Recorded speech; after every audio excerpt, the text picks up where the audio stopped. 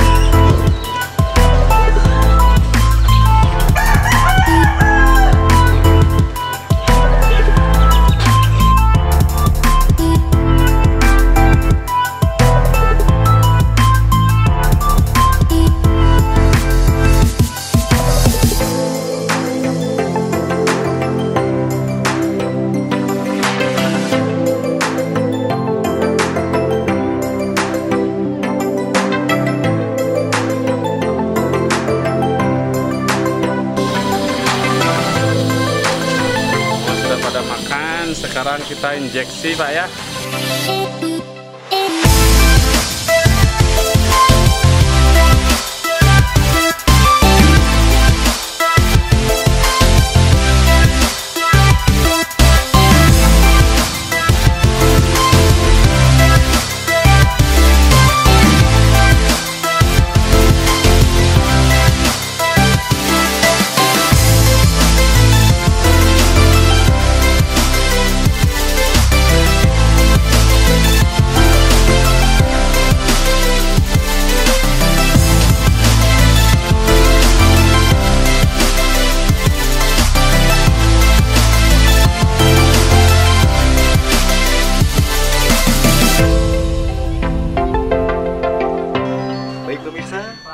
Kita sudah lihat kan bagaimana sibuknya di peternakan babi milik Pak Ketut Andong. Penasaran kan apa yang akan kita lakukan nanti? Ikuti terus hanya di JITV. Mantap.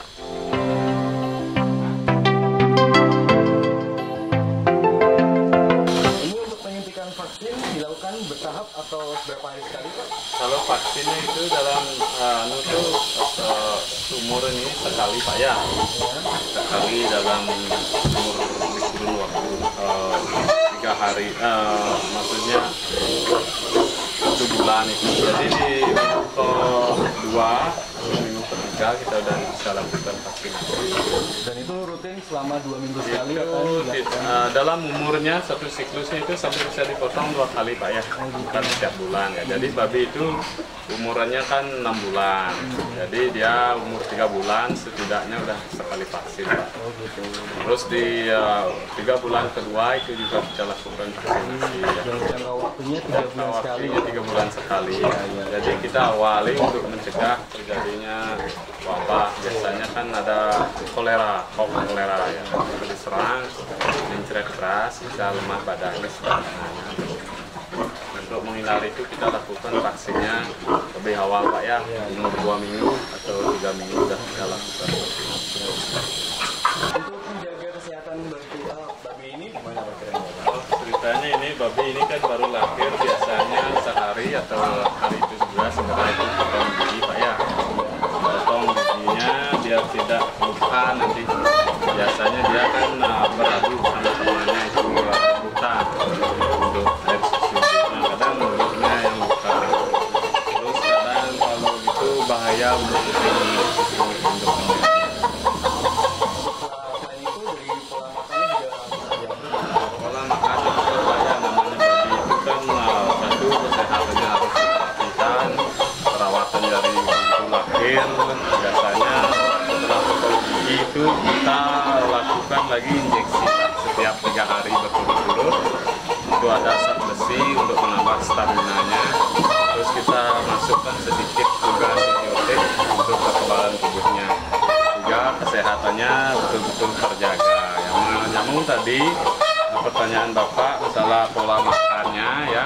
Pola makannya itu betul-betul kita perhatikan, kita atur juga Pak ya. Karena itu kegiatan ya, bisnis kecil-kecilan sampingan di rumah itu kan juga harus dilakukan biar kerja sedikit ada untungnya tapi tetap jalan ya. Jadi makannya untuk indukan ini sehari ini kita butuh 4 kilo minimal untuk yang melahirkan.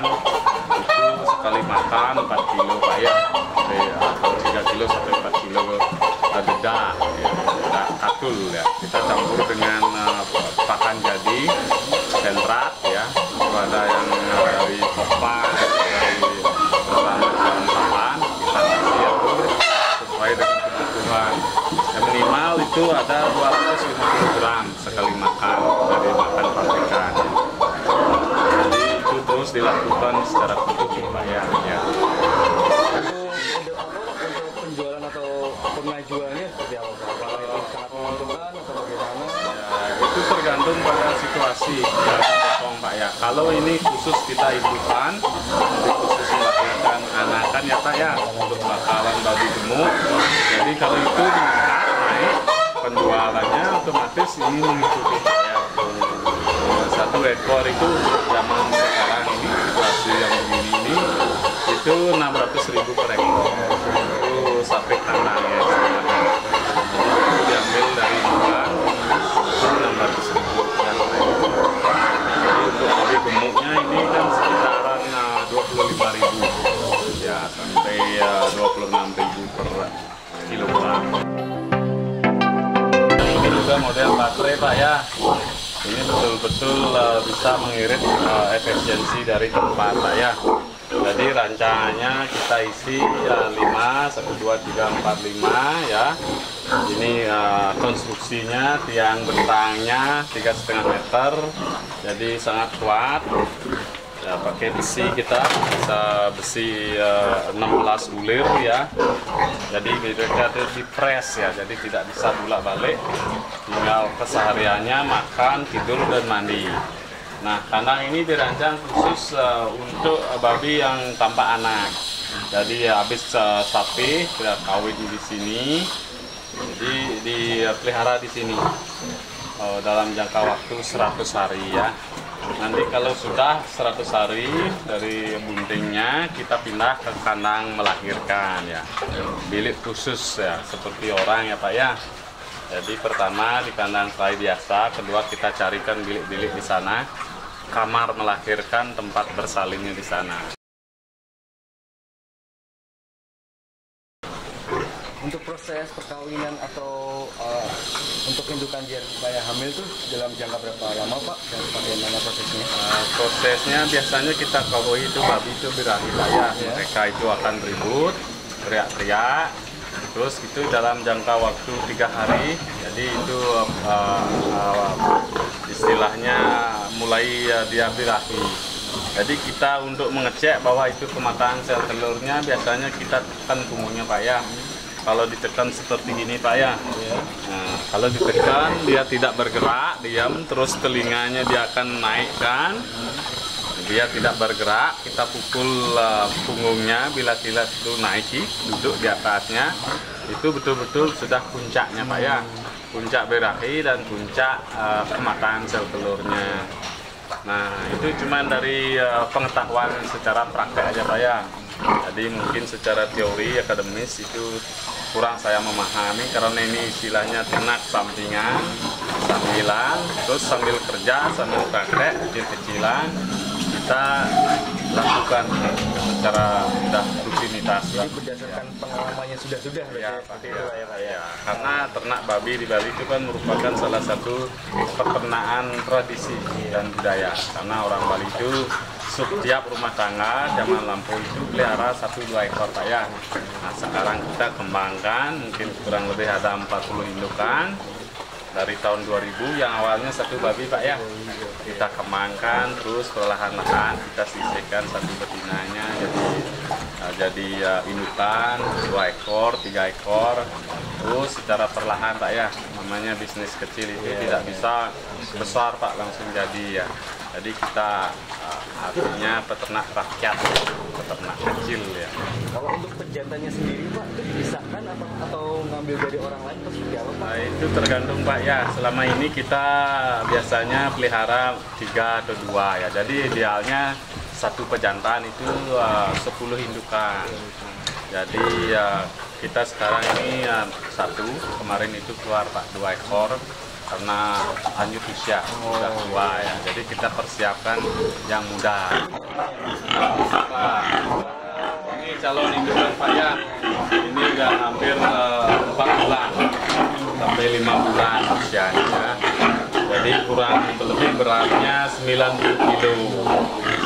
Terus tipenya ini durok ya, yang ini campuran durok ya. Jadi ini dipersiapkan untuk indukan. Kalau sudah mencapai umur minimal 9 bulan itu sudah siap kawin Pak ya. Baru separuh untuk menjadi indukan tuh kurang lebih harus membutuhkan waktu 9 bulan seperti itu. Dan untuk berat badan sendiri, apakah itu ada patokannya untuk kisaran umur 9 bulan ada harus mencapai berapa kilo? Tidak Pak ya, yang menjadi patokan adalah umur. Kalau udah umurnya akan mengikuti berat badannya. Ada yang 100, 120 ya, ada juga yang 100 ya. Nah ini yang kecil, 3 bulan Pak ya. 3 bulan, ini 3 bulan, ini 3 bulan kurang lebih. Ini tipenya durok Kak ya, warnanya kuning kemasan ya. Jadi untuk misalkan umur babi setelah lahir itu kurang lebih kan yang sampai tadi kan 2 minggu, Ya. terus ini 3 bulan, terus ini kurang lebih 5 bulan. Dan itu kalau untuk dijual dengan umur berapa Pak? Kalau dijual idealnya itu dari lahir itu 6 bulan Pak ya. Tapi pola makannya kita lain, komposisi menu makannya. Terus komposisi katulnya berapa, dedak jagungnya berapa, terus pakan pabrikan berapa. Jadi itu diformulasi Pak ya. Misalkan contohnya kalau dedak katul itu 20%-nya, terus yang dedak jagungnya yaitu sekitar 70%-nya komposisinya, terus pabrikan bisa juga 20%-nya. Tergantung jadi kemampuan kita Pak ya. Semakin bagus campurannya, kandungan pabrikannya semakin banyak dan dedak jagungnya itu lebih banyak, jadi pertumbuhannya tentu lebih cepat Pak ya. Terus berat badan kita lebih gemuk, lebih berat ya. Itu sampai kalau 6 bulan itu kisaran 120 sampai 140 Pak. Untuk harganya sendiri dengan umuran segitu bisa mencapai sampai tadi ya 120 sampai 600.000 ya untuk yang umur 2 minggu itu lah ya Pak ya, yang 3 minggu 4 minggu ya. Yang untuk perjantannya sendiri Kalau perjantan sendiri di sebelah Pak ya.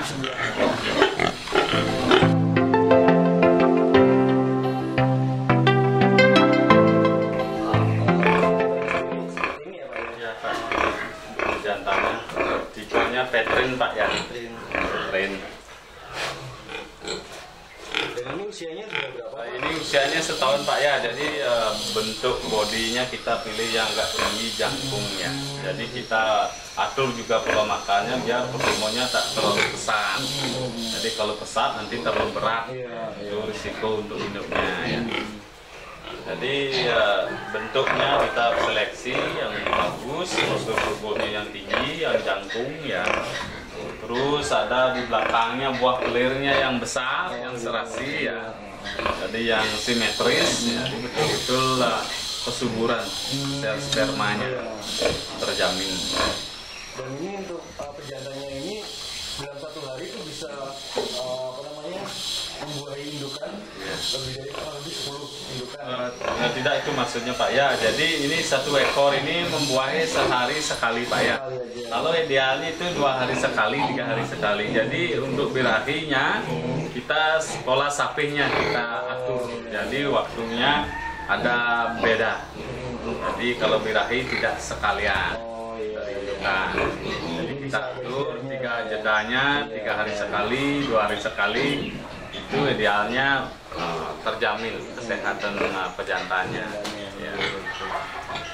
Untuk saat ini cuma tinggal satu pejantannya Ya, karena belum seleksi lagi lah belum ya. seleksi lagi. Kalau nanti ada bagus ya kita datangkan dari ternak lain Pak ya. Jadi ya, menurut cerita secara biologis itu tidak bagus Pak ya. Itu perkawinan sedarah ya. Jadi kita upayakan kawin dari beda genetika ya. Sehingga anaknya kuat nanti, tidak lemah.